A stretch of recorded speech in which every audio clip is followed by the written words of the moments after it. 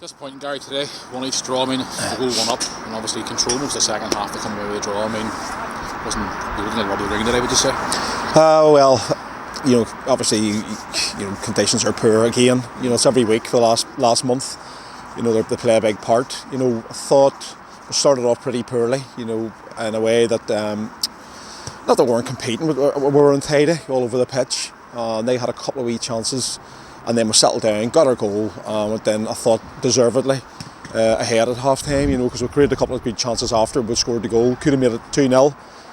And the start of the second half was so poor. We're talking about, really difficult pitch, as I say.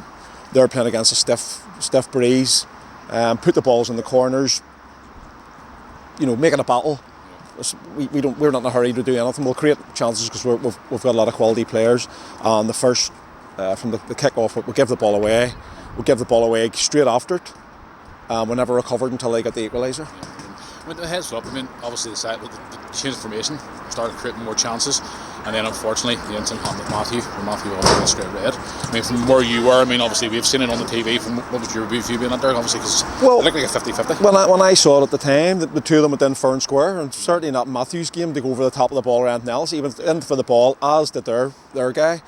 We've had a discussion with the referee who says that if Matthew had been half a second later, that their guy was getting a red card, so work that one out.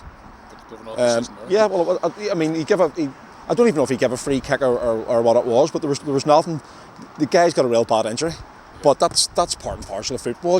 Matthew hasn't got into do him, and hopefully makes a full recovery very soon. But the fact is, the referee has then seen his leg and went, "Oh, that's horrendous," and gives him a red card, which is completely wrong. It's not in Matthew's nature to be like that type of player. Obviously you can see clearly from watching it back on the TV. Obviously you haven't seen it yourself yet, but it just wasn't.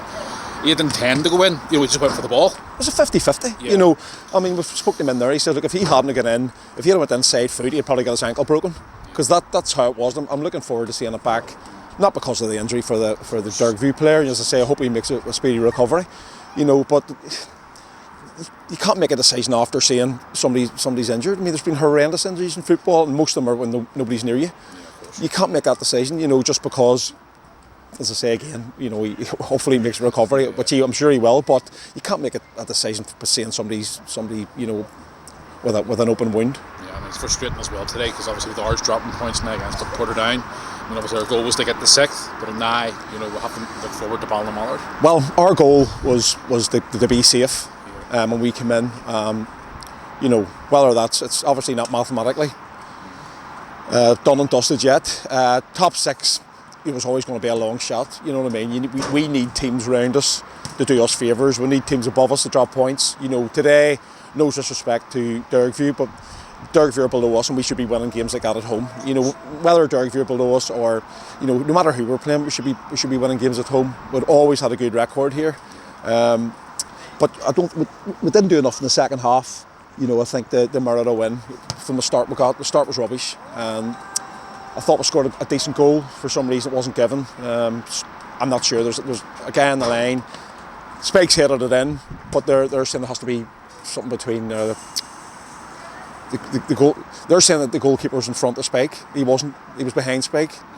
I know the rules. At the end of the day, the defender on the line and the keeper's behind him. The keeper's made a good save from Ross. Bobble up in the air and Spike's headed into the net. Does he not know there's the guy on the line? I don't know, but I'm not sure. If you missed him today, Deansy obviously injured. How is he at the moment? Deansy, if he gets a good week. Tuesday and Thursday training, he'll have a sniff for next week. Oh well, we've no game next Saturday, which is probably a good thing. But our next game will be Wednesday week.